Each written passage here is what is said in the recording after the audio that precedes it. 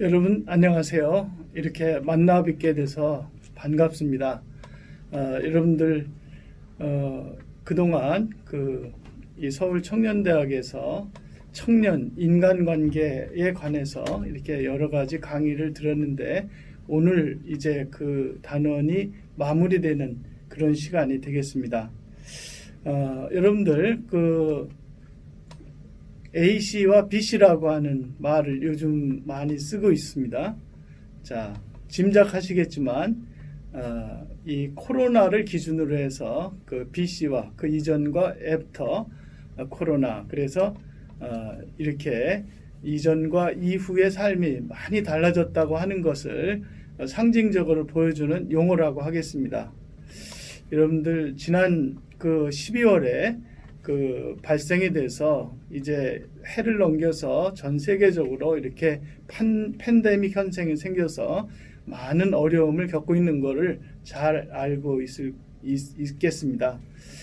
여러분들 이 팬데믹이 우리들의 삶에 얼마나 많은 영향을 주는지는 오늘 이 워크숍이 원래 만나서 이렇게 이야기하면서 진행이 돼야 되는데 이렇게 영상으로 하게 된 것이 하나의 단적인 예라고 생각이 됩니다. 여러분들 방역수칙 잘 준수하실 것이라고 믿습니다. 또 본인들의 건강은 잘 챙기셔서 우리가 건강하게 이 어려움을 잘 함께 극복했으면 좋겠습니다. 예, 오늘 강의할 강사를 소개하도록 하겠습니다. 저는 펀데이 코리아 네트워크스라고 하는 곳에서 전문위원으로 일하면서 서울청년대학의 교육과 관련해서 자문을 담당하는 그런 역할을 하는 김교동입니다. 저는 오랫동안 학교에서 학생들과 함께 생활을 하다가 한 3년 전에 이제 퇴임을 하고 퇴임 이후의 삶을 현재 살고 있습니다. 저는 철학을 전공했고요. 특별히 이제 고등학교에서는 윤리와 사상 그리고 생활윤리 이런 것을 가르쳤고요. 대학에서도 한 3년 동안 주로 미학이나 종교 철학 부분을 담당하면서 이렇게 생활을 했습니다. 예, 오늘 이 워크숍 잘 진행될 수 있도록 여러분들 좀 인내심을 발휘해 주시고 참여해 주셨으면 좋겠습니다. 예, 오늘의 워크숍 강의 순서는 첫 번째 우리 인간에 대해서 한번 생각을 해 보도록 하고요. 또 두 번째로 인간 가운데 바로 나에 대해서 내가 누군가 하는 문제를 한번 생각을 해보겠습니다. 그런 다음에 우리가 인간관계에 대한 워크숍인데 인간과 인간의 이상적인 관계를 위해서 어떻게 해야 될 것인가를 생각해 보면 좋겠습니다. 또 마지막으로 인간관계 중에서 대표적인 관계가 바로 친구관계라고 생각이 되어서 올바른 친구관계를 위해서 우리가 어떻게 해야 되는지를 한번 생각해 보는 순서로 오늘 진행이 되겠습니다. 예, 지금까지 5번에 걸쳐서 청년 인간관계를 배우다라고 했는데 제일 처음에 이 나와의 소통 문제를 다루었죠. 예, 두 번째 해에서는 공감하고 위로하는 소통법에 대해서 생각해 봤고요. 세 번째가 이제 남녀관계의 연애에 관해서 어떻게 우리가 대하고 선택하고 관계를 맺어야 될지에 대해서 생각해 볼까요? 지난 시간에는 이 대인관계를 잘하는데 언어가 굉장히 중요하다. 그래서 이 언어의 중요성을 우리가 한번 생각을 해봤고 이제 오늘이 워크숍으로 이렇게 마무리가 되겠습니다. 2020년 청년 배움학교는 두 부분으로 되어 있는데요. 한 부분이 앞에서 얘기한 인간관계고 또 한 부분이 바로 자존감을 찾자라고 하는 그런 주제를 가지고 또 5번에 걸쳐서 강의와 또 만남이 이루어졌습니다. 첫 번째는 감정일기 쓰기 실험을 해봤죠. 두 번째는 그 자존감에 관해서 생각을 해봤습니다. 특별히 청년의 시기의 자존감에 관해서. 세 번째는 어제와 다른 내가 되는 자신감 있는 자존감 향상을 위해서 생각을 해봤고요. 네 번째는 이 코로나 시대에 그 이후 우리가 잘 대비하는 그러한 부분을 다뤄봤고요. 또 지난 9월 10일에 그 독서 모임을 활용한 자존감 높이기라고 하는 이러한 그 주제를 생각해 봤습니다. 자, 이렇게 그 올해 인간관계와 자존감 그 10번에 걸쳐서 이루어지는데요.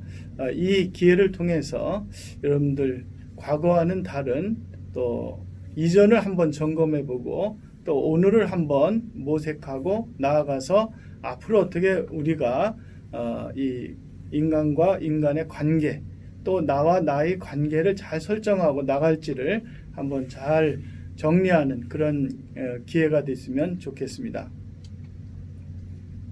예, 여러분들 아까 그 평등한 연애 관계라고 하는 주제를 했는데요.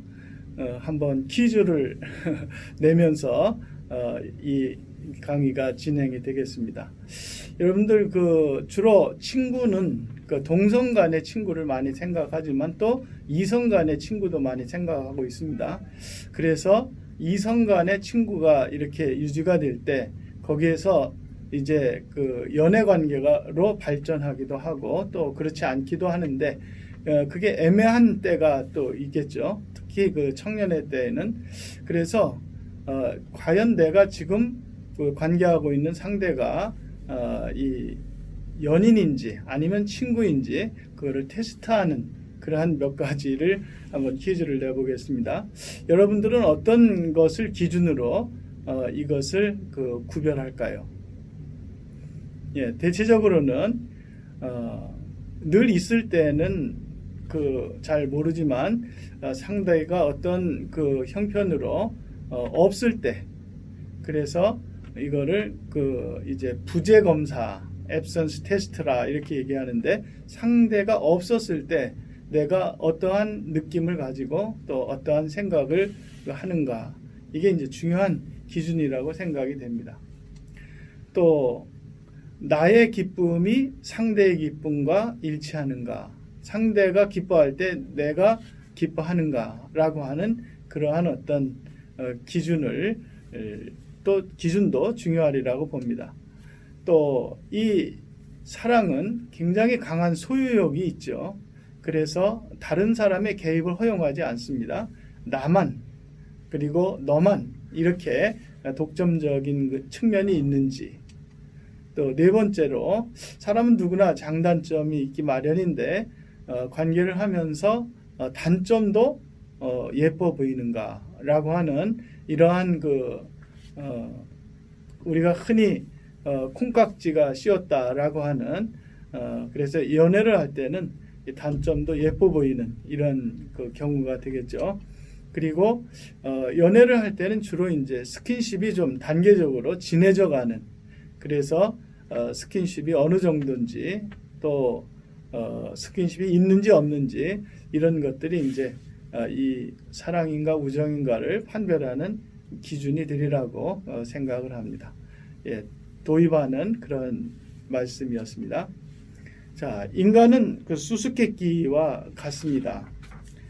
수많은 사람들이 인간에 대해서 생각을 했고 또 정의를 했지만 모든 그 이 정의나 이 생각들은 제한적이고 주관성을 띠고 있다고 생각할 수가 있습니다. 우리가 수수께끼라고 하면 굉장히 문제가 좀 얽히고 설켜서 명확하지 않은 거를 이제 대체적으로 얘기하는데 동물들은 수수께끼가 없을 겁니다. 그런데 사람은 늘 이렇게 이럴 수도 있고 저럴 수도 있고 하는 그 수수께끼와 같은 그러한 그 이 측면을 그 갖고 있는데요. 아무튼 그 인간이 그 뭐냐라고 했을 때 여러분들 한 3살, 4살 정도 아이가 사람이 뭘까 이렇게 생각을 할 수 있을까요? 그때는 그런 생각을 하지 못하죠. 그렇지만 이제 이 학교에 들어가면서 또 여러 가지 경험을 하면서 사람은 늘 자기 자신에 관해서 또 인간 일반에 관해서 의문을 갖고 질문하지만 그것이 명확하지가 않다는 거죠. 예, 대체적으로 인간에 관해서 이야기할 때 인간은 이 육체와 또 혼과 영혼으로 되어 있다. 이렇게 이제 분리를 해서 말할 때가 많이 있습니다. 그래서 전통적으로 이 네 가지 영역이 이제 하나로 이루어서 사람이 된다라고 하는데, 사실 이러한 견해에도 이 서양의 영지주의자들은 인간의 영이 진실한 실제고 몸이라고 하는 것은 하나의 이 그림자, 하찮은 거에 불과하다라고 하는 이원론적인 이런 이 생각을 가지고 있었고요. 또 대체적으로 유물론자들은 영이라고 하는 존재를 부인하고 인간은 그냥 육체다. 그래서 인간에게 마음이 있고 정신이 있는데 그것은 물질이 인간의 내수에 반영된 것에 불과하다. 이렇게 이제 주장을 하고 있죠. 아무튼 통일된 그런 의견은 없다라고 생각이 듭니다. 대체적으로 이렇게 인간의 구성 요소를 할 때 두 분류로 이렇게 나누기도 하죠. 여기서 두 분류는 영과 육이라고 이렇게 분류할 수 있고, 근데 기능적으로는 또 영과 혼과 육 이렇게도 이제 분류하기도 합니다. 그렇지만 그 모든 것들이 이루어서 이제 인간이 된다라고 하는 그런 견해가 또 많이 있습니다. 인간에 관해서 또 이런 이 아주 중요한 문제가 있죠. 사람은 언제부터 사람이 되는가? 이것과 연관해서 인간이 이제 태아일 경우에 수정부터 이제 40주까지 어떻게 이제 성장하는가 태내에서 이 모형도인데요. 이거를 놓고 이제 많은 사람들이 의견이 다릅니다. 예를 들어서 어떤 사람들은 정자와 난자가 만날 때 그때 바로 인간이 되고 그때 바로 인간의 영혼이 개입하는 것이다. 이렇게 이제 얘기하는 사람도 있습니다. 또 그렇지만 이제 단지 수정이 되어서가 아니라 수정이 되어서 난자가 자궁에 착상되었을 때를 이제 인간으로 봐야 된다.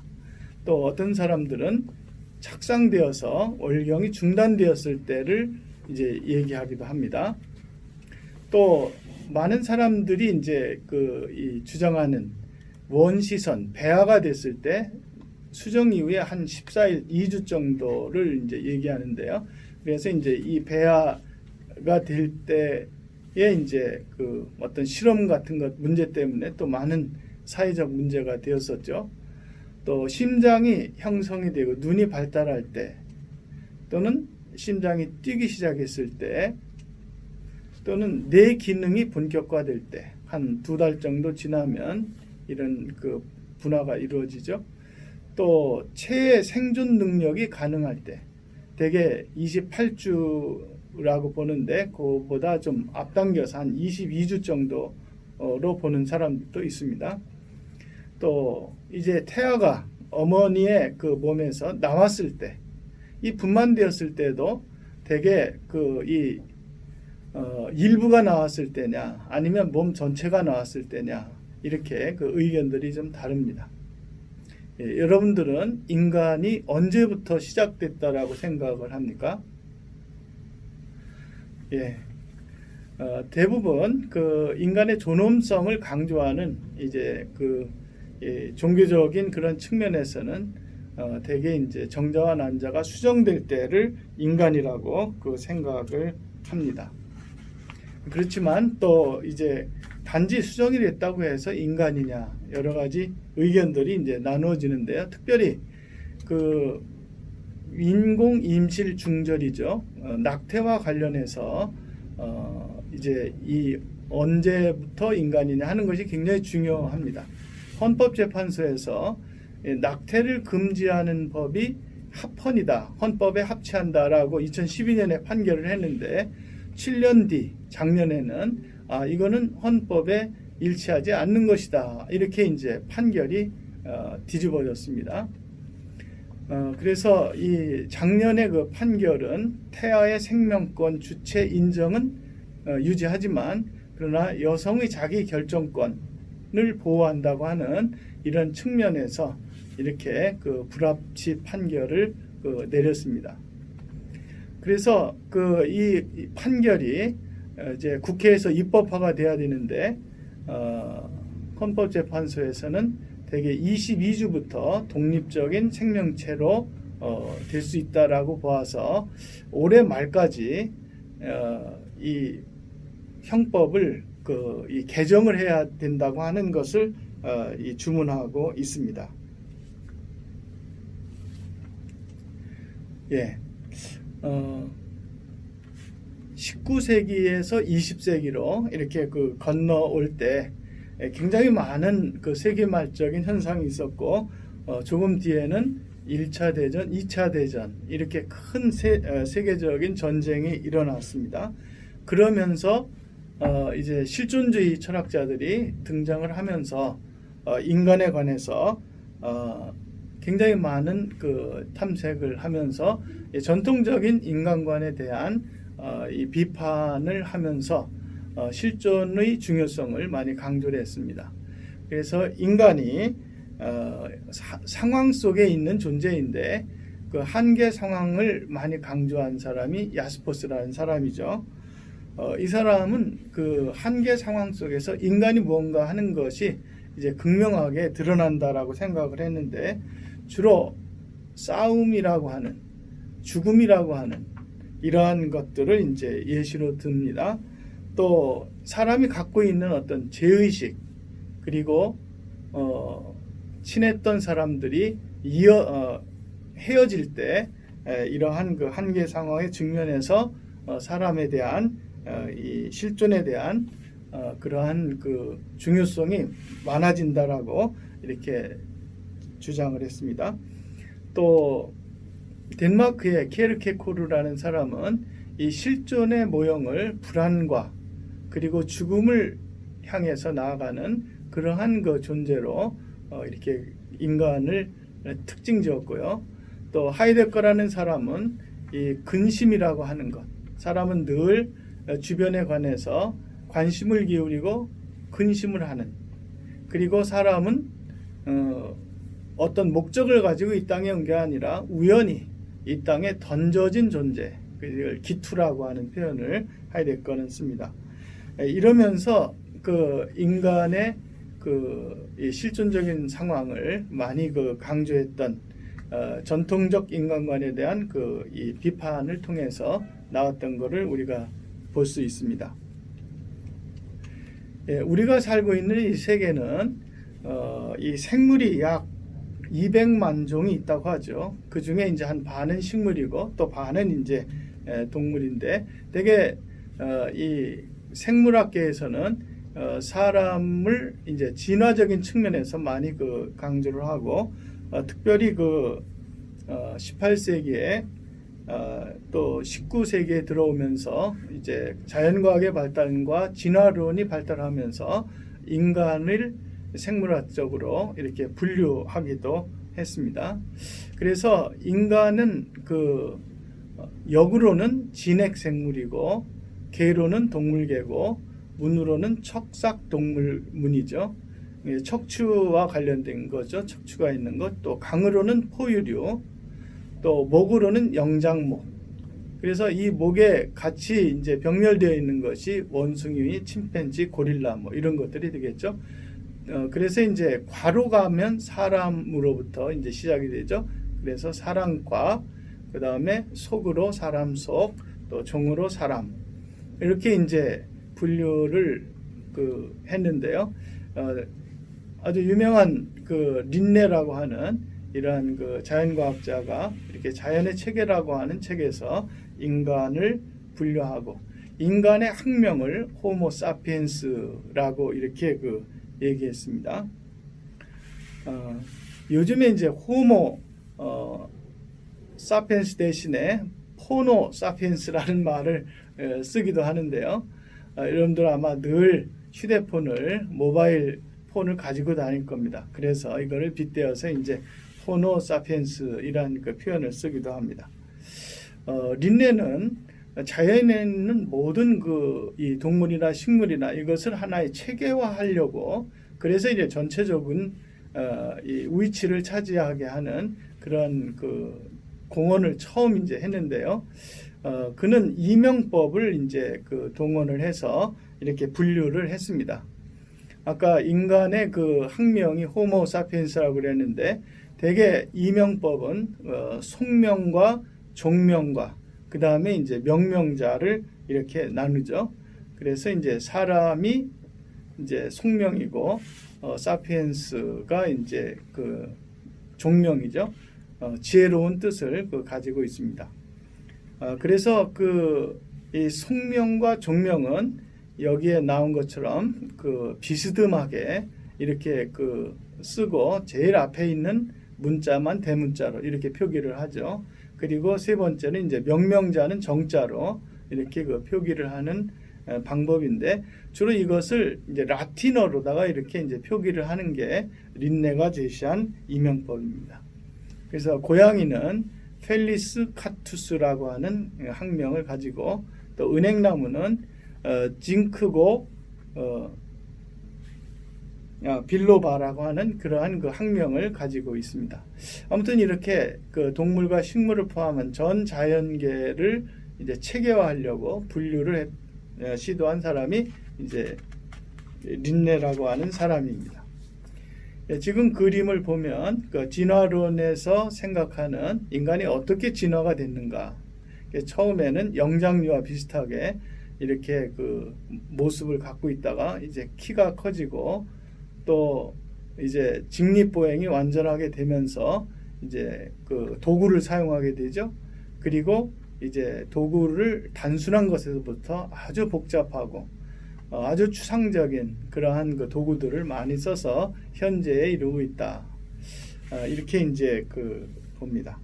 그래서 이 진화론에서 계통 분류학에서는 사람과에 제일 먼저 등장하는 것으로 오스트랄로피테쿠스를 얘기하고 있습니다. 원숭이와 다른 점이 이제 네 발로 다니는 게 아니라 이제 두 발로 다니는 그러나 그 아주 초보적인 도구를 사용을 했던 흔적이 있는데 중요한 것은 모여 살았다는 점이죠. 이 자연의 그 세계에서 사람은 굉장히 약한 존재죠. 근데 어떻게 이 약한 존재가 생존할 수 있었던가는 바로 이렇게 모여 살았다는 데에서 우리가 볼 수가 있습니다. 이 오스트랄로피테쿠스는 키가 한 1m 정도의 아주 적은 아프리카 동부에서 시작된 그러한 데인데 그러한 것이고요. 또 여기서 조금 발전한 이 사람과가 호모 하빌리스입니다. 돌을 부셔서 이제 도구로 만들어 사용해서 초식뿐만 아니라 육식까지도 이렇게 했는데 주로 호모 하빌리스도 키는 뭐 한 1m 정도 그렇게 됐는데 내용량이 조금 늘어났습니다. 그 오스트랄로피테쿠스는 한 500cc 정도 되는데 이 호모 하빌리스는 한 700cc 정도 이렇게 된다고 하죠. 사람 속으로 호모 엘렉투스가 있습니다. 이 엘렉투스라는 말은 똑바로 섰다 그런 의미를 가지고 있고 이 엘렉투스는 많은 이동을 하고 그래서 이제 정착을 위해서 또 다른 곳을 위해서 계속 움직이는 이런 특징을 가지고 있습니다. 사람 종으로 이제 호모 사피엔스가 나왔는데요. 이 호모 사피엔스는 이전에 그 종들과 다른 것이 이제 내용량이 굉장히 많이 늘어났습니다. 그래서 1250에서 한 1450cc 정도 이렇게 이제 늘어나서 거기에 맞는 이제 그 도구들을 만들어서 사용을 했습니다. 주로 네안데르탈인이 이제 대표적으로 이 호모사피엔스 하는데요. 여기에서 이제 현생 인류가 등장을 하죠. 그래서 이 현생 인류는 호모 사피엔스 사피엔스로 약 4만 년 전에 등장을 하게 됩니다. 이 현생 인류 호모 사피엔스 사피엔스는 특정 지역이 아니라 전 세계적으로 이제 등장을 하면서 내용량이 이제 많은 내용량은 한 1700cc 정도까지 이렇게 늘어난 것을 볼 수가 있습니다. 예, 인간이 오랫동안 어떻게 이 땅에 존재했는지 우리가 이제 상상을 많이 하게 되는데요. 이렇게 몇백만 년 전부터 그 화석이 발견되어서 우리가 추정을 해볼 수가 있습니다. 대체적으로 그 사람에 대해서 탐구하는 학문이 이제 인문학이죠. 그래서 이론적인 인간에 대한 학문은 주로 인문과학과 자연과학과 사회과학으로 이렇게 분류가 됩니다. 예, 사람이 무엇인가에 대해서 상당히 많은 이 견해들이 철학에서 있는데요. 사람이 뭐냐에 대해서 통일적인 어떤 인식이나 이 공통으로 이렇게 인정할 수 있는 것은 아까도 말씀을 드렸는데 거의 없다라고 생각이 됩니다. 그래서 이 막스 쉘러라고 하는 사람이 이렇게 생각을 했습니다. 인간의 특성은 동물과 다른 점이 정신을 갖고 있는 점에 있다. 그런데 이 정신을 갖고 있지만 그러나 명료하고 또 투명하게 공통으로 인정할 수 있는 인간은 없다. 이렇게 이제 얘기를 하면서 인간의 그 본질에 관해서 또 그 본질 구조에 관해서 이게 탐구하는 학을 철학적 인간학이라고 했습니다. 그리고 여기에서 이제 서양에서 특별히 이제 강조한 인간에 대한 어떤 이해를 5가지로 이렇게 얘기를 합니다. 그래서 막쉘러의 이 첫 번째 유형은 호모 렐리기우스 종교인입니다. 서양에서는 오랫동안 이제 기독교가 이제 뿌리를 내리고 전해 오고 있는데 여기에서는 사람을 이제 피조물이라고 생각을 하고 신의 형상을 따라서 피조되었지만 그러나 자유의지를 남용해서 이제 죄인이 되어서 타락을 했다. 그런데 그 타락으로부터 구원을 받을 수가 있다. 그래서 그 구원에 관한 그런 것이 이제 이 종교인에서 쉘러가 주장한 핵심입니다. 두 번째는 이제 서양의 주류 인간관이라고 할 수 있겠는데요. 호모 사피엔스입니다. 사람은 이성을 가지고 있고 그리고 생각하는 능력을 통해서 이 자연을 지배할 수 있고 또 관리할 수 있다. 이렇게 이제 주장하는 것이 이제 호모 사피엔스입니다. 또 세 번째로는 호모 파베르. 이 파베르는 뭐를 만드는다는 뜻이죠. 인간은 이제 어떤 도구를 사용해서 또 고도의 도구를 사용해서 이렇게 주변을 정복하고 자기들의 뜻을 펼치는 그러한 사람이다. 주로 자연주의 또 실증주의 쪽에서 이제 주장하는 인간관입니다. 근데 이러한 인간관에 대해서 이제 비판을 하면서 나타난 것이 바로 디오니소스적 인간이죠. 도취인이라고 이렇게 번역을 해봤는데요. 이 인간관은 이렇게 사람이 어떤 종교에 관해서 또는 이성에 관해서 또는 어떤 도구를 사용하는 그런 게 본성이 아니라 인간의 본성은 알 수가 없는 것이고 그래서 이제 창조로부터 역사가 진행되면서 이제 데카당스한 그러한 존재다라고 하는 그런 면이 이제 강조가 되는 유형이라고 합니다. 마지막으로는 쉘러는 이 초인을 이야기하고 있습니다.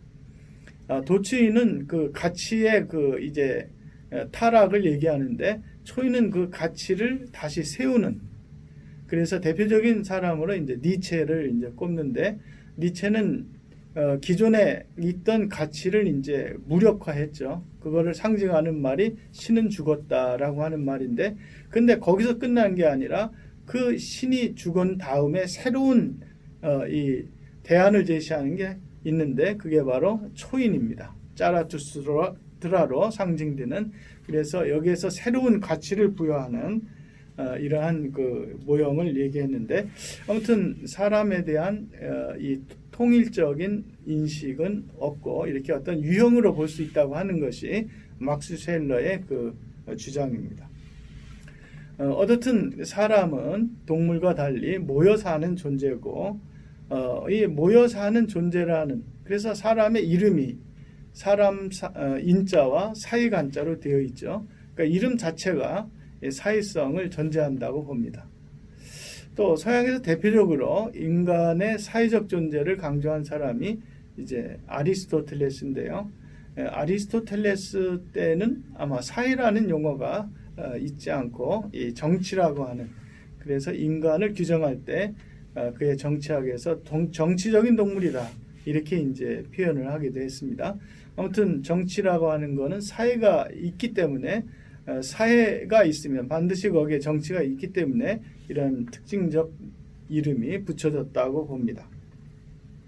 자, 사람은 이 땅에 태어나서 이제 성장을 하고 또 자기의 어떤 그 과정을 거쳐서 이제 그 성인에 이르고 마지막에는 이제 그 죽음이라고 하는 관문을 향해서 이렇게 나가는 그런 존재죠.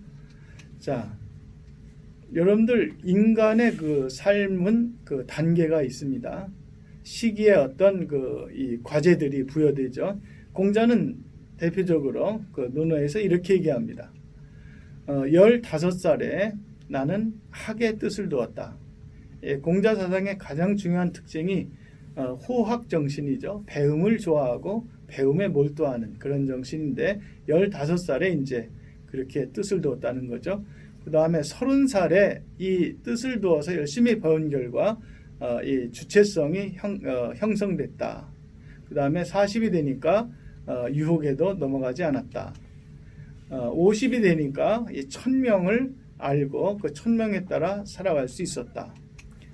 그 다음에 60이 되니 어떤 말을 들어도 그것이 거슬리지 않았다. 이순이라고 하죠.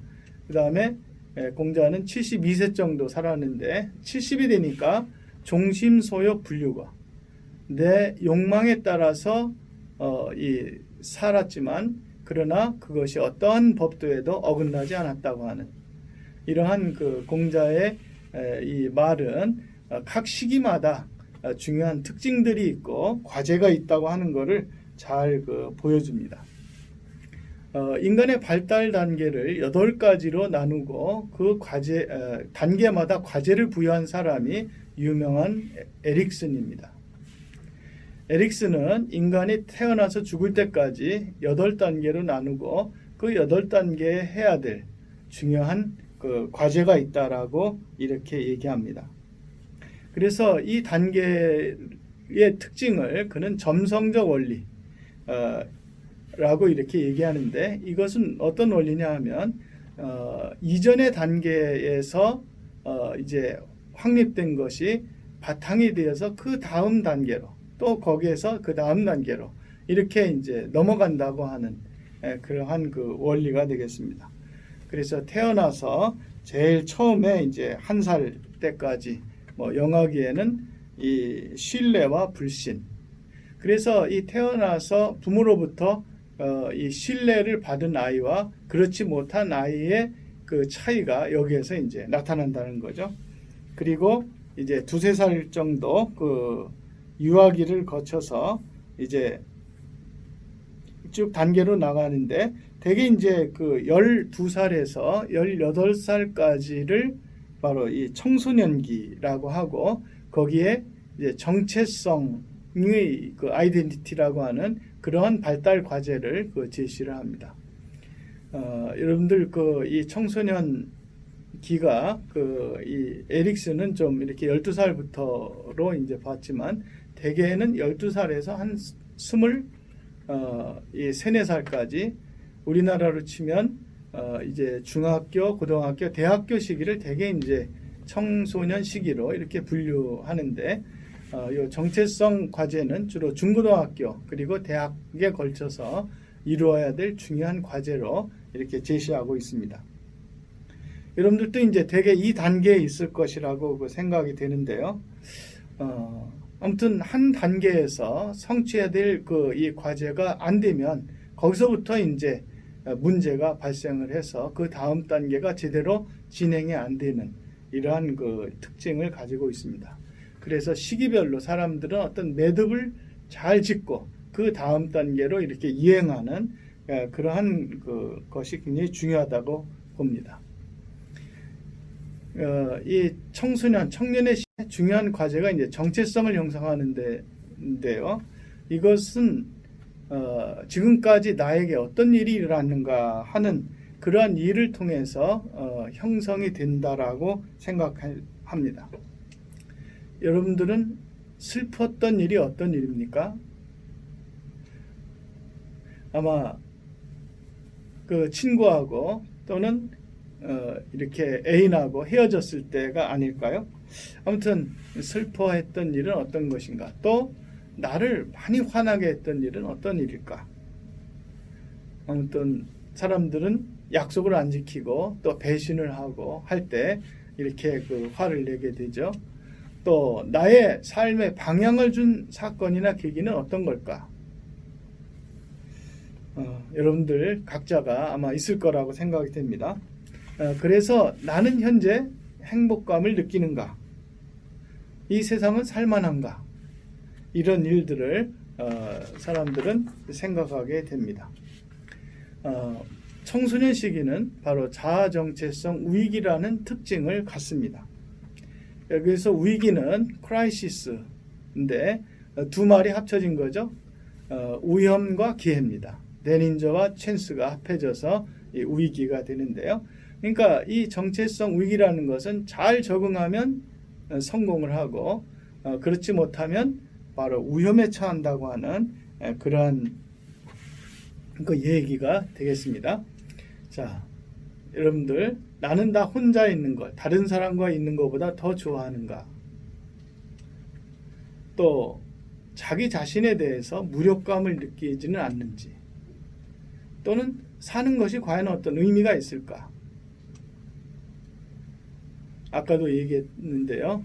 화를 내거나 슬퍼하거나 두려워하거나 또는 무가치함을 느끼는가?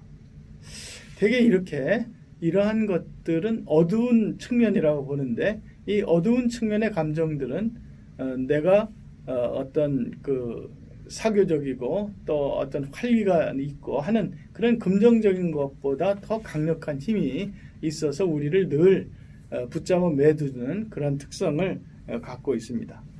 그래서 이 시기에 우리가 갖춰야 될 여러 가지 질문들이 있는데요. 이런 것들이죠. 내가 과연 누굴까? 또 나는 어떤 것을 중요한 가치관으로 삼는가?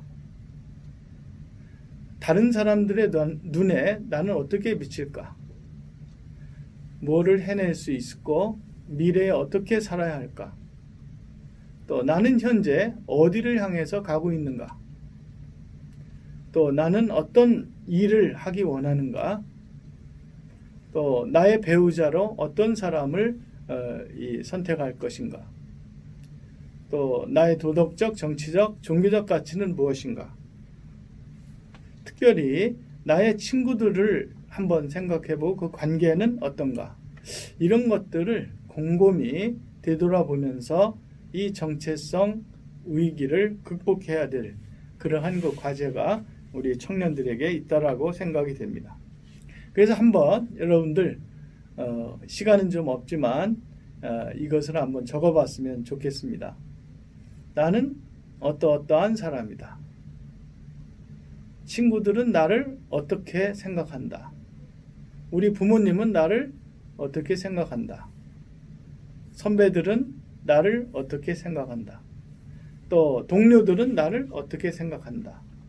라고 하는 이런 것들을 한번 체크를 해보고 점검을 해봤으면 좋겠습니다. 일반적으로 이 정체성과 관련해서 한 4가지 패턴을 얘기하고 있습니다.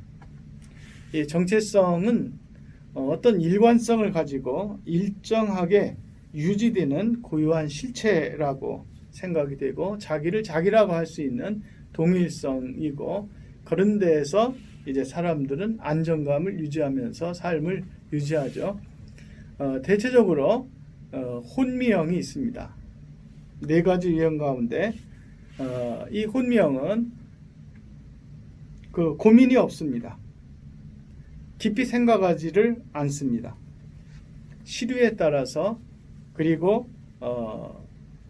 무사태평하게 뭐 그렇게 노력해 봐야 어떤 것이 될 수가 없다라고 하는, 어떻게 보면은 좀 패배적인 그러한 그 형태가 혼미형입니다. 두 번째로는 상실형이 있습니다. 이 상실형은 나의 직업도 정해졌고 나의 배우자도 정해졌고, 그렇지만 그것이 자기가 열심히 고민하고 생각하고 선택하고 한 그런 것이 아니라, 나의 부모가 또는 나의 친구가 또는 나의 어떤 이 선배가 이렇게 정해주는 것을 그대로 따라가는 그러한 형태가 이제 상실형이죠. 우리가 가장 경계해야 될 이런 2가지 형태, 여러분들은 아니시겠죠? 세 번째는 이제 유해형이 있습니다. 여기 모라토리움이라고 하는 표현이 있는데요. 좀 뒤로 넘겨둔다, 그런 뜻을 갖고 있습니다. 굉장히 고민을 합니다. 내가 어떻게 살아가야 될지, 어떤 직업을 가져야 될지 등등. 그렇지만 아직 결정을 못하고 고민하는, 그래서 노력하는 한 방황한다라고 하는 이러한 유명한 게테의 말을 이제 이때 많이 동원하기도 하죠. 그래서 대체적으로 뭐 휴학을 한다든가, 또는 군대에 입대를 한다든가, 또는 여행을 떠난다든가, 이렇게 하면서 이제 고민하는 이런 형태가 이제 유해형이라고 봅니다. 이제 이런 단계를 거쳐서 이 성취를 한 그러한 형이 바로 성취형입니다. 그래서 나를 내가 보는 관점이 뚜렷하고, 또 나의 앞으로의 직업 어떤 것인가 뚜렷하고, 또 이 친구관이나 배우자관이 아주 뚜렷한 이런 형태죠. 그래서 이 4가지 유형 중에 나는 지금 어떤 유형에 속할까 한번 좀 점검해 보는 계기가 되었으면 좋을 것 같습니다. 아무튼 위기는 극복해야 되죠. 그래서 이 극복하기 위해서는 대체적으로 부모의 의존도로부터 과감하게 떠나는 일이 중요합니다. 그리고 나와 남을 좀 비교하지 않고 또 현실을 정확하게 직시하는 이런 태도가 필요합니다. 사람은 누구나 이상이 있지만, 그러나 그 이상은 현실 안에서 실현돼야 된다고 하는 그러한 과제를 또한 가지고 있잖아요. 또 자기를 늘 객관화하려고 하는 이런 노력, 자기에 빠져서 주관화에 몰두하는 것이 아니라 자기를 제3자적인 시각에서 바라보고, 또 내가 나한테 어떤 오타가 났네요. 이야기하는 거를 이제 수용해야 된다고 하는 그런 이야기입니다. 아무튼 여기에서 이제 책임 있는 행동이 나올 수가 있고, 또 부정적인 자기 상으로부터 떠나서 긍정적인 자기 상을 구축할 수 있는 그러한 것이 되겠습니다. 여러분들, 내가 누군가를 질문하면 어떻게 답변이 가능할까요? 가장 일반적인 답은 나는 나야 라고 하는 긍정 판단이죠. 나는 나야. 여기에는 나는 너가 아니다라는 의미를 또 내포하고 있죠. 그러니까 이제 부정적으로 표현하는 거죠. 나는 너가 아니야. 너와 나는 달라. 구별돼. 또 나는 그것도 그들도 아니야. 나의 특성을 확인하는 가운데 이렇게 부정적인, 나를 부정할 수 있는 또 부정적인 능력, 이게 굉장히 중요하다라고 봅니다. 긍정적인 나의 상을 위해서는 언제나 나를 부정하는 그러한 것을 매개로 할 때만이 보다 더 긍정적인 상을 구현할 수가 있습니다. 예, 내가 누군가를 열심히 탐구하는 것은 또 다르게 표현하면 내가 왜 살아가야 하는가 라고 하는 것과도 일맥상통을 합니다. 왜 사는지를 모르고 내가 누군가를 아는 사람은 존재하지 않죠. 일반적으로 사람들이 이 질문을 하면 먹기 위하여, 또 즐기기 위하여, 또 부자 되기 위하여, 많이 알기 위하여, 또 힘을 얻기 위하여, 또 유명한 사람이 되기 위하여 이렇게 이제 얘기하는 사람들이 있는데요. 또 한편에서는 그냥 살지 이유가 뭐 있나? 죽지 못해 살아 이렇게 답변하는 사람도 있습니다. 여러분들 의외로 이런 사람들이 많아요. 여러분들 그 작년에 우리나라에서 스스로 자기 목숨을 포기한 자살자의 통계를 보면 한 12,900여 명 정도가 됩니다. 이걸 월별로 따지면 매월 한 1,000명 이상이 스스로 목숨을 포기하는 이런 이 현상이 나타나는데요. 이런 거를 볼 때 사람은 이렇게 죽지 못해 살고 그냥 살고 하는 것이 아니라 어떤 명백한 뚜렷한 삶의 의미와 목적을 아는 것이 굉장히 중요하다는 것을 알 수가 있습니다. 이 왜 사는가라고 하는 물음에 일반적으로 답변할 수 있는 보편적인 것이 이제 행복입니다. 그렇지만 이 행복은 누구나 똑같지 않고 사람마다 다르다고 볼 수가 있습니다. 다양하죠. 무엇을 행복으로 보는가에 따라서. 그러나 동서고금에서 일반적으로 인정하는 것이 이제 행복입니다. 우리는 행복을 향해서 나아가는 존재라고 봅니다. 이 행복에 관해서 서양의 대표적인 그 두 사람을 한번 잠깐 소개해 보도록 하겠습니다. 예, 이 그림을 많이 보셨을 텐데요. 이 로마의 바티칸에 가면 이 그림이 있습니다.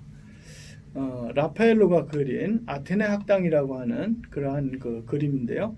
이 그림은 이 그리스 시대를 전후해서 가장 아주 중요한 영향을 끼친 그러한 그 철학자들, 수학자들, 학자들을 이제 그렸는데요. 가장 중앙에 있는 두 사람이 바로 플라톤과 그의 제자 아리스토텔레스입니다. 그래서 플라톤은 손을 보면 하늘을 가리키고 있고 아리스토텔레스는 그 손을 땅을 가리키고 있죠. 아무튼 두 사람의 철학의 이 특징을 잘 표현해주는 그림입니다. 플라톤의 그 행복과는 여러 책에서 많이 나왔는데요. 국가론이라는 책, 또 티마이오스라는 책, 심포지움이라는 책 등등. 플라톤은 한 36개 정도의 그 책을 남겨서 아주 후대에 많은 영향을 끼쳤던 사람이죠. 자, 그 플라톤은 인간의 행복을 무엇이라고 생각했냐 하면 행복이라는 그리스어는 에우다이모니아죠. 해피니스 영어로 하면 그렇게 되겠습니다. 좋은과 정신이라는 말이 합해져서 좋은 삶, 요즘으로 표현하면 웰빙이라고 보겠습니다. 플라톤은 사람이 행복하려면 각기 부분에서 그 부분에 해당하는 덕을 구현하고 그것이 잘 조화로운 상태가 바로 행복한 상태다. 이렇게 이제 하모니를 강조하고 있습니다. 그래서 인간의 머리에 해당되는 이성의 측면, 또 인간의 가슴에 해당되는 기계의 측면, 또 배와 그 밑에 부분에 해당되는 욕망의 측면, 이 세 개의 측면에 각각 이 덕이 있습니다. 그래서 머리는 지혜, 가슴은 용기, 또 배는 절제. 이렇게 각 부분이 잘 조화로운 덕을 이룬 상태가 바로 정의로운 상태고, 이 정의로운 상태가 행복한 인간이다. 이렇게 이제 이야기를 펼쳐나갑니다. 그 사람들이 모여 사는 나라, 폴리스죠. 그 폴리스도 이렇게 지배자가 지혜롭고 또 수호자가 용기 있고 생산자가 절제력 있는 이런 나라가 바로 이상국가, 행복한 나라다. 또 우주도 마찬가지라고 이렇게 그 행복을 조화의 원리로 설명을 했습니다. 이 플라톤이 아카데미아에서 이제 학생들을 많이 가르쳤는데 그 중에 이제 가장 뛰어난 수제자가 바로 아리스토텔레스죠.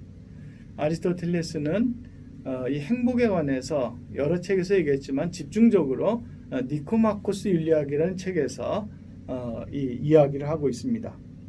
이 니코마코스는 아리스토텔레스의 아들 가운데 한 이름이죠.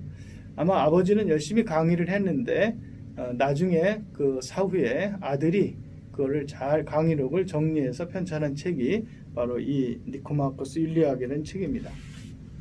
이 책에서 그는 이렇게 얘기를 합니다. 행복은 즐거움을 주는 데서 오는가? 그런 측면이 있죠. 그렇지만 이것은 바로 동물도 비슷하다는 거죠. 이 쾌락을 느끼고 고통을 피하려고 하는 이러한 성향을 동물과 인간은 같이 갖고 있습니다. 두 번째로 어떤 이름을 날리는 것, 그래서 이 사람들에게 인정을 받는 것이 행복인가? 그런 측면도 있다라고 봅니다. 그렇지만 이 행복은 또 이제 돈과 같은 것으로부터 올 수도 있다라고 봅니다. 그러나 그는 이러한 것들을 이제 언급하면서 그 나름의 이제 행복관을 얘기하는데 제일 먼저 그의 전제가 이겁니다. 모든 존재하는 것은 목적이 있다. 그래서 들에 있는 풀이나 또는 그 하늘에 떠다니는 구름 같은 것도 어떤 목적을 그 위해서 있는 것이다. 또 어떤 식물도 목적을 위해서, 또 동물도 목적을 위해서. 그래서 모든 존재는 잠세태로부터 현실태로 이행하는 관계에 있다. 그것을 이제 운동이라고 하죠. 잠재적인 거에서 현실적인 것으로 바뀌어가는. 그래서 목적을 향해서 이제 바뀌어간다는 얘기죠. 자, 이렇게 모든 존재가 목적이 있는데 사람의 삶도 목적이 있다는 거죠. 그것은 바로 행복이라고 이렇게 생각을 했습니다. 그래서 삶은 행복을 위해서 존재하는 거다. 근데 행복은 무엇인가 하면 바로 탁월성에 따르는 영혼의 활동이라고 이렇게 얘기를 합니다. 탁월성이 유명한 아레테라고 하는 건데요. 아까 얘기했던 부나 명예 이런 것들을 얻어서 소유하는 상태가 아니고 행복은 인간의 능력, 그거를 탁월하게 발휘하는 활동성이다. 이렇게 이제 얘기를 합니다. 그래서 그는 두 가지 이제 탁월성을 얘기하는데요. 하나가 사유의 탁월성이고 또 하나가 습성의 탁월성입니다. 그래서 이 두 가지 탁월성에 의해서 인간은 행복하다고 보는데 여기서 습성의 탁월성은 유명한 그 중용의 덕이죠. 그래서 부족한 것과 지나친 것이 아닌 가장 적절한, 가장 마땅한 그러한 그 덕을 그는 행복의 중요한 한 요소로 생각을 했습니다. 그렇지만 행복은 어느 한 시기에만 또 어떤 그 단기간에 이루어지는 게 아니라 생애 전체를 통해서 비로소 성취가 된다라고 하면서, 그래서 한 마리 제비가 왔다고 해서 봄이 오는 게 아니고 또 하루아침에 봄이 여름이 되는 것도 아니다. 그런 것처럼 인간의 행복도 전 생애를 통해서 이루어지는 것이다. 이렇게 아리스토텔레스는 얘기를 했습니다. 대표적인 서양의 철학자 플라톤과 아리스토텔레스의 그 행복관을 잠깐 생각을 해봤습니다. 자, 저희들이 이제 인간관계에 대해서 이 강의가 진행이 되어 왔는데요. 사람과 사람 사이의 관계는 크게 두 가지 형태가 있습니다. 하나가 이제 위아래 관계가 있고 또 하나가 수평적인 평등한 관계가 있습니다. 그래서 인간은 이제 가정에서부터 모든 다양한 공동체를 보면 다 이 두 가지 관계로 이루어져 있습니다. 수렴이 되죠. 그래서 이거를 이제 이렇게 그 십자가로 표현하기도 합니다. 아무튼 인간관계는 위아래 관계와 이 수평 관계로 되어 있다. 사람과 사람 사이의 관계에서 있어야 될 가장 중요한 게 뭘까라고 했을 때 아까 그 공자를 언급했는데 공자는 믿음이라고 생각을 했어요. 그래서 그가 이제 얘기했던 가장 기본적인 인간관계가 5가지인데 그 중에 이제 믿음을 강조한 것이 이제 부무유신이죠. 5번째로 부자, 유친, 군신, 유의, 부부유별, 장유유서, 부무유신. 여기에서 그 위아래 관계에 해당되는 것은 부자, 유친, 군신, 유의, 장유유서고 수평 관계에 해당되는 것이 부부유별과 부무유신입니다. 아무튼 인간관계에서 이 믿음이 특별히 친구 관계에서 믿음이 중요하다는 것을 이제 그 논어에서 많이 그 강조를 하고 있는데요. 이 자공이 그 친구 사귀는 거에 대해서 물었습니다. 자공문우 자왈 공자가 말을 했어요. 충고 이 선도지. 충고라고 하는 것은 이렇게 그 진실하게 말해주고 잘못한 것을 이제 이렇게 고치도록 이야기해 주는 것이 이제 충고죠. 그리고 또 선한 방향으로 이끌어주는 그러한 것이 이제 친구를 그 사귈 때 가장 중요하다라고 보고 불가즉지 만일 친구가 이렇게 그 여러 번 얘기해도 듣지 않으면 계속 하지 말고 그만두라고 얘기합니다. 그래서 무자 요거는 이렇게 그 스스로 친구한테 나 자기 자신한테 욕되지 않도록 어느 이 단계까지는 충고를 하되 그것이 넘어가면 거기에서 이제 멈춰라 이런 이제 이야기를 하고 있습니다. 예. 우리는 이 가정이라고 하는 곳에서 인간관계를 유지하고 살죠. 그래서 가장 대표적인 것이 이제 부부, 또 부모와 자식, 또 넓히면 그 선조와 후손 이런 그 관계를 유지하고 있습니다. 또 우리가 그 생활하는 회사, 직장 상사가 있고 또 동료가 있습니다. 동료에는 수평적인 관계가 이제 중요하지만 또 여기에도 모임이 이루어지려면 위아래 관계도 있습니다. 자, 학교에도 선생님과 학생이 있고 또 학생 사이 또는 선생님 사이 두 관계가 있습니다. 군대도 마찬가지죠. 군대는 가장 엄격한 위아래 관계가 생명이고 또 동료 관계도 있습니다. 시민사회도 마찬가지라고 보겠습니다. 자, 우리가 행복한 삶을 위해서는 이러한 수평과 수직의 관계, 인간관계를 아주 잘 조화롭게 유지해야 될 거라고 생각이 됩니다. 가정에서도 직장에서도 또 우리 지역사회에서도 또 친구 사이에서도 특별히 요즘은 이 가상공간으로 세계가 넓혀졌잖아요. 그래서 가상공간에서도 이러한 관계가 잘 유지가 돼야 된다. 이 친구 관계를 대체적으로 이제 수평 관계의 대표적 관계로 이렇게 이제 얘기를 합니다. 그래서 이후에는 이제 그 친구에 관해서 우리가 한번 생각해 보도록 하겠습니다. 예, 친구라고 하는 것은 아주 친한 친자와 옛 구자로 되어 있죠. 우리 순우리말은 이제 동물하고 생각이 됩니다. 친구. 그래서 대체적으로 친구에는 뭐 가깝게 사귀는 사람 이런 뜻을 가지고 있습니다. 친구에는 여러 가지 의미를 또 포함하고 있어서 사람마다 좀 다른데요. 몇 번 만나도 친구라고 보는 사람도 있고 도움을 주는 사람이 친구라고 보는 사람도 있고 자기의 모든 것을 바칠 수 있는 사람이 또 친구라고 보기도 합니다. 근데 대체적으로 그냥 친구하면 굉장히 많은 것 같지만 마음을 알고 서로 깊게 교제하는 친구가 과연 몇 사람일까? 여러분들 한번 생각해 보시기를 바랍니다. 예, 친구는 한 세 가지 좀 특징이라고 생각이 되는데요.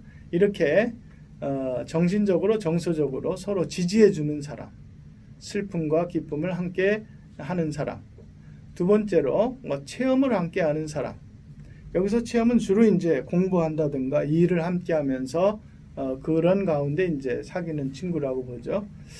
여러분들 유대인들이 하브루타라고 하는 아주 유명한 교육 방법이 있잖아요. 이 하브루타는 바로 친구라는 의미를 갖고 있습니다. 그러니까 친구끼리 어떤 주제를 놓고 이제 토의하거나 토론하거나 하는 이러한 방법이라고 보겠습니다. 친구는 세 번째로 나를 비추는 거울이다. 우리가 유유상종이라는 말을 하잖아요. 비슷한 사람끼리 모인다는 그러한 것이죠. 그래서 충고하고 격려하고 서로가 거울이 되어서 이렇게 닮아가는 이런 것이 이제 친구의 특징이 아닌가, 이렇게 이제 세 가지로 우리가 구분해 볼 수가 있습니다. 자, 여러분들은 지금까지 살아오면서 친구가 있습니까? 있다면 어떤 친구들이 있는지요? 한번 생각하고 또 종이가 있으면 좀 적어보기를 바랍니다. 한 세 사람 정도씩이요.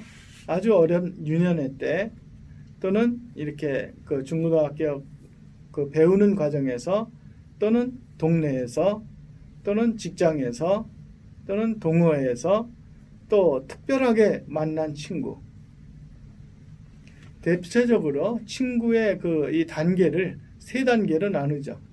그래서 가장 좀 널리 그냥 아는 친구, 이게 C단계라면 거기서 좀 좁혀진 친구, B단계죠. 그리고 죽을 때까지 함께 동행할 친구, 이게 이제 A단계라고 봅니다. 여러분들 한번 이 물음에 좀 답을 한번 하면서 나의 친구 관계가 어땠는가를 한번 점검해 봤으면 좋겠습니다.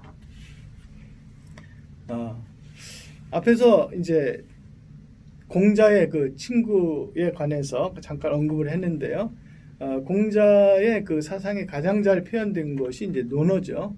근데 논어의 이제 처음 시작이 잘 알다시피 이렇게 됩니다. 하기시습지 불역여로 유붕자원 박내 불역낙호 인불지 불원 불역분자어, 이렇게 되는데요. 배우면서 때때로 그것을 익히면 얼마나 기쁜가. 친구가 있어서 멀리로부터 나를 찾아오면 또 얼마나 즐거운가. 사람들이 나를 알아주지 않아도 화를 내지 않으니 나 또한 군자가 아닌가. 이렇게 이제 시작이 되는데요. 이렇게 공자는 친구의 관계를 굉장히 중요시 했습니다. 자, 공자는 이렇게 자루가 물었을 적에 붕우 절절 시시 그리고 형제 이이 이렇게 이제 표현을 했는데요. 아무튼 붕우가 절절시시하다고 하는 것은 거리낌 없이 서로 이야기를 주고받고 또 단점도 얘기해주고 장점을 더욱더 이제 강조해주고 하는 그런 가운데 서로 격려해주는 이런 거를 이제 절절시시라고 표현을 했습니다. 형제이라고 하는 것은 아주 화목한 형과 아우의 관계를 또 표현을 했습니다. 자, 공자는 이익이 되는 친구가 셋이 있고 손해가 되는 친구가 셋이 있다. 익자 사무, 손자 사무를 얘기를 했는데요. 이익이 되는 친구로 첫 번째로 직한 친구, 그래서 우직이라고 했는데요. 여기에서 직은 거짓이 없이 아주 솔직한 것을 얘기합니다. 솔직한 친구. 두 번째 량이라고 하는 것은 약속을 잘 지키는 사람이죠. 한번 약속을 하면 어그르지 않고 잘 지키는 사람, 양. 그 다음에 담은, 이거는 널리 듣고 보아서 아주 다양한 지식을 얻은 사람, 우리가 흔히 박학다식이다 이렇게 표현을 하죠. 그래서 정직하고 그리고 겉과 속이 다르지 않고 약속을 잘 지키며 박학한 그러한 사람이 이제 이익이 되는 친구고, 또 손해가 되는 친구로 이 변벽, 선유, 변안영을 이제 얘기를 했는데요.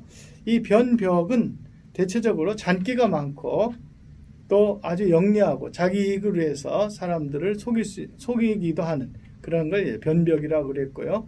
선유라고 하는 것은 이제 표리가 부동한 사람을 얘기합니다. 또 변영이라고 하는 것은 말과 행동이 좀 다른 그런 사람을 이제 변영이라고 해서 손해가 되는 친구라고 하는데, 사실 그 말이라고 하는 것은 그 사람과 동일하다. 여러분들 이 논어라는 책 제일 마지막에 말 그겁니다. 사람은 곧 말이다. 말은 사람이다. 말의 중요성을 많이 강조를 했는데요.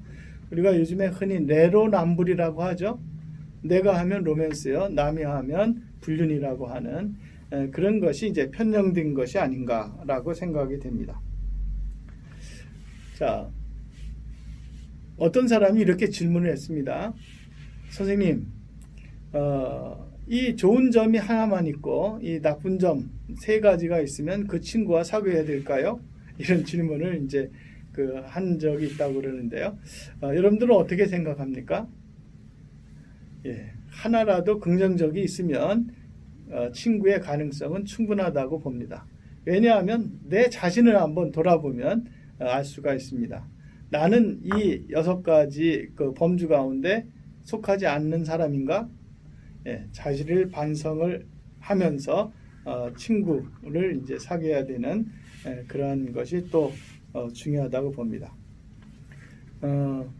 아까 아리스토텔레스 행복관을 얘기했는데요.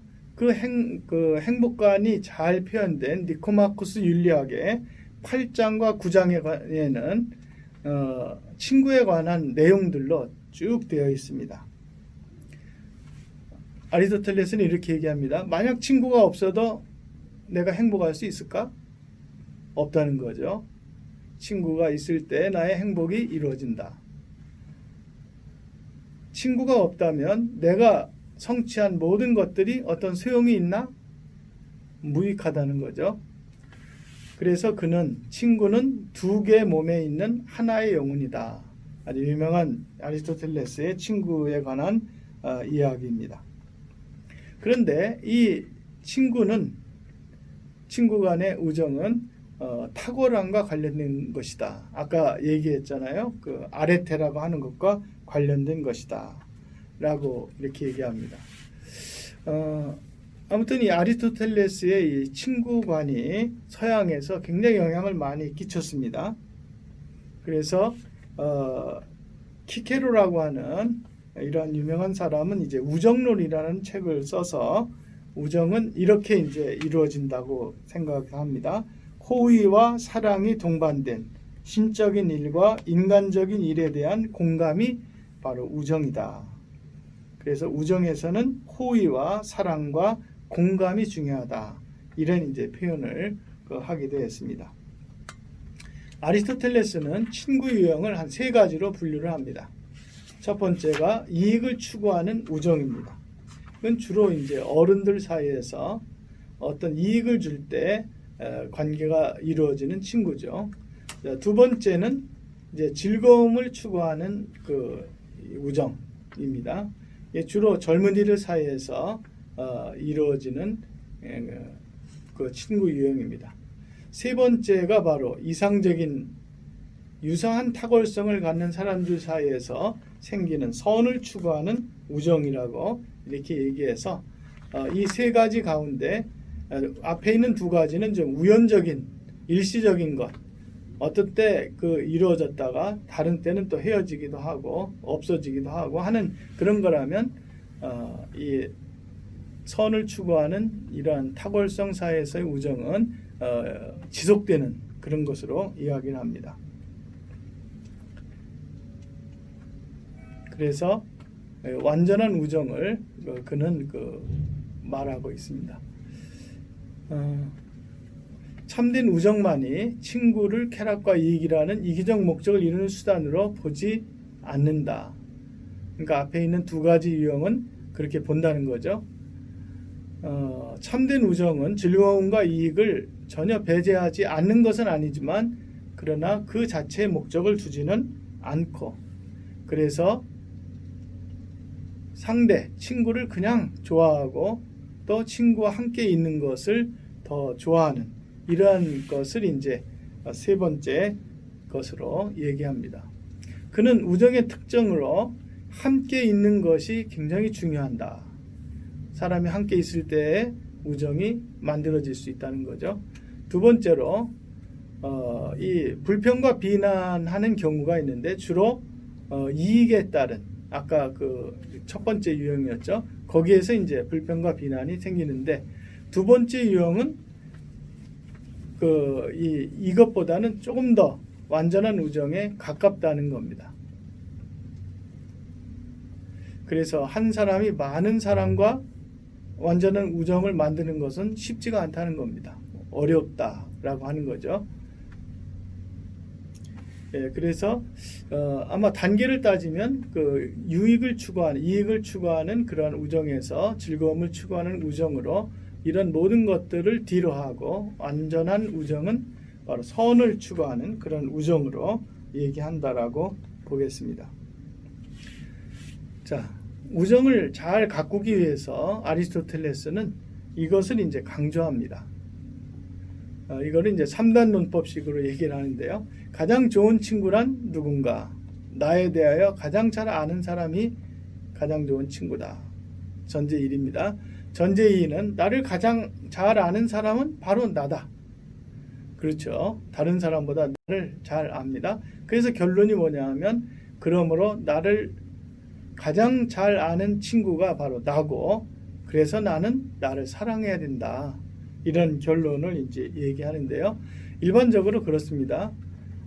참된 우정을 위해서는 바로 자기 자신과 사이가 어떤가를 늘 먼저 점검을 해야 됩니다. 만일 자기 자신과 관계가 좋지 않다면 다른 사람과 좋은 우정을 맺기가 어렵죠. 그래서 자기가 자기에 대해서 사랑하고 긍지심을 가질 때 타인에게 그 사랑을 베풀 수도 있고 참된 관계를 맺을 수도 있습니다. 앞에서도 말씀을 드렸는데요. 현재 우리는 두 개의 세계에 살고 있죠. 실제 공간과 가상의 공간에서. 그래서 실제의 공간에서 생기는 우정도 그런 측면도 있지만, 이 가상 공간에서 우리가 많이 살기 때문에 거기에서의 우정도 우리가 생각을 해봐야 됩니다.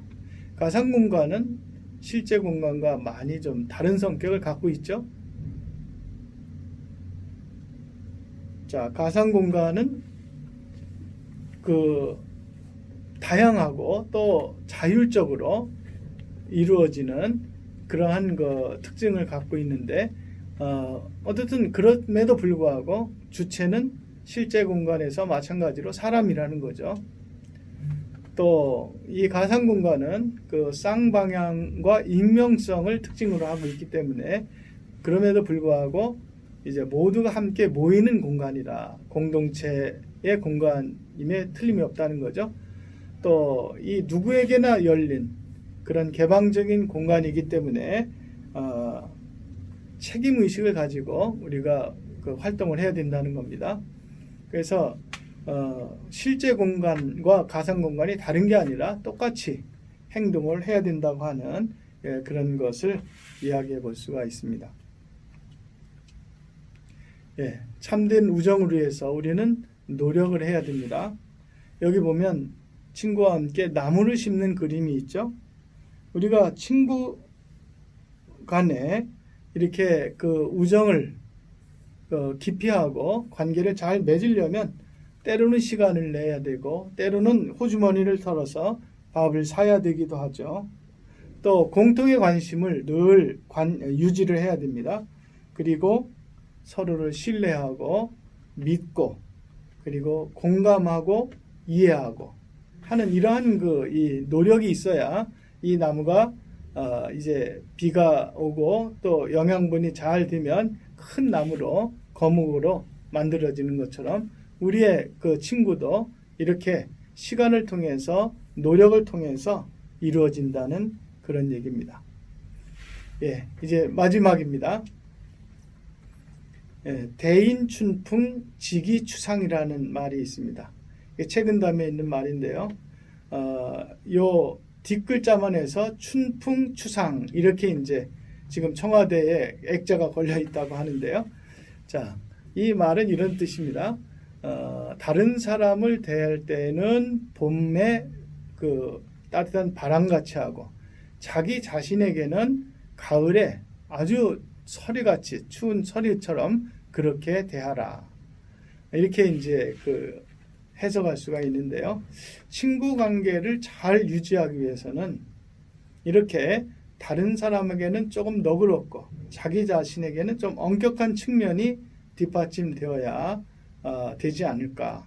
그래서 자기를 늘 점검하는 것이 좋은 친구 관계를 유지하는 그러한 그 지름길이 아닌가 생각이 듭니다.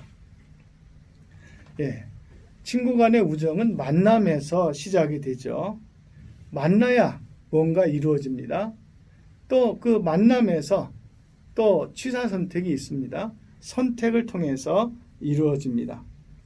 되게 친구 관계가 이루어지는 측면을 보면 내가 다가가서 그 친구가 되는 경우가 있고 다른 사람이 나한테 다가와서 친구가 되는, 그래서 전자를 이제 능동적인 친구 관계, 후자를 이제 수동적인 친구 관계로 이름을 붙이는데요.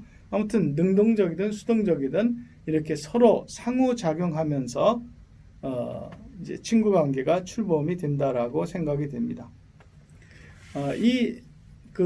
우리의 삶에서 가장 진한 친구 관계는 바로 전우애라고 생각이 됩니다. 목숨을 걸고 함께 싸우는 데서 튼 이 우정, 이게 이제 전우애라고 생각이 되는데요. 아무튼 그 생과 사를 함께하는 가운데에 이러한 영원한 그 친구가 생기는 것이 아닌가 생각을 봅니다. 이렇게 그 전우애와 같은 그러한 모범이 바로 성경에 보면 요나단과 다윗의 관계로 생각을 해볼 수가 있습니다. 요나단이 이제 2-3살 더 많은 것으로 추정이 되는데요. 아무튼 이 두 사람은 어떻게 보면 정치적으로 보면 이제 경쟁자라고도 보겠지만 또 이렇게 그 아주 우정을 나눴던 친구였죠. 그래서 요나단은 다윗을 자기의 생명처럼 사랑을 했고 또 다윗은 요나단을 여인의 사랑보다 더한 사랑이다라고 이제 표현을 해서 이 둘 간의 그 우정이 성경에서는 많은 이 귀감이 되는 그러한 그 우정으로 언급이 되고 있습니다. 예, 마지막으로 성경에 보면 사람이 친구를 위하여 자기 목숨을 버리면 이에서 더 큰 사랑이 없다. 이렇게 이제 이야기를 하고 있습니다. 아까 전우애를 얘기했는데요. 사람이 친구를 위해서 이 세상에서 가장 중요하다고 생각하는 자기 목숨을 버린다면 더 큰 사랑이 없다. 여러분들 이런 그 목숨을 바꿀 수 있는 친구 만들어 가기를 바라겠습니다. 아무튼 이렇게 해서 여러분들 인간관계를 이제 생각을 해봤고 또 앞으로 여러분들이 살아가는 그런 과정 속에서 이 좋은 인간관계를 맺고 또 모든 사람은 자기가 태어난 사명이 있습니다. 그래서 이러한 이 사명을 잘 감당하기 위해서 어떻게 하면 다른 사람과 관계를 잘할 수 있을까? 또 아주 이 영원한 친구를 사귈 수 있을까? 만들 수 있을까? 없다면 지금부터라도 늦지 않았습니다. 만들어 가야 됩니다. 그리하여 우리의 삶의 최종 목적인 행복을 향하여 좋은 친구들을 많이 만들고 가꾸어 나가는 여러분들이 되었으면 좋겠습니다. 긴 시간 이렇게 이야기를 경청해 주셔서 참 감사합니다. 오늘 만나서 반가웠습니다.